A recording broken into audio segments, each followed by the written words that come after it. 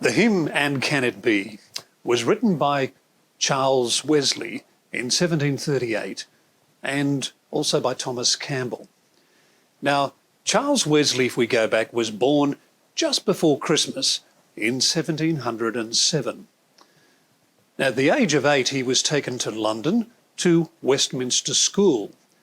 And at the age of 13, believe it or not, he became a King's Scholar at Westminster. So he was actually quite a bright child. And then he graduated at the age of 19, and then he enrolled at Oxford University. Well, during his second year at Oxford, Charles grew quite serious about spiritual matters, and neither he nor his brother John Wesley had yet received Christ as their saviour.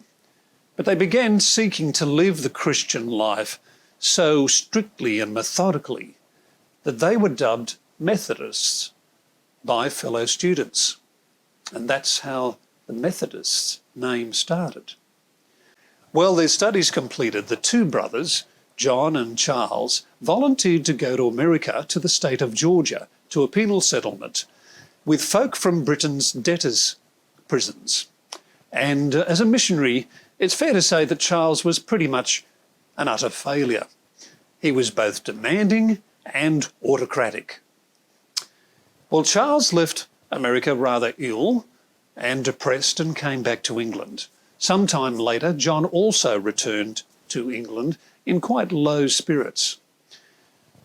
Finding themselves in really a spiritual crisis, they began to attend a Moravian fellowship where, after a period, they both found Christ and gave their lives to God.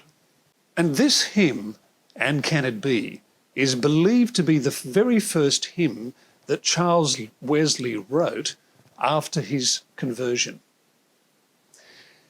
Now, the famous Billy Graham Crusade music director Cliff Barrows said of this hymn, and I quote, "I recently heard of a 71-year-old minister who, after spending 50 years in the service of the church, had just come to know Jesus as his personal saviour." Like the experience Charles Wesley describes in this hymn, the old minister learned to personally know God. He realised, as we must also, that doing good means nothing to God.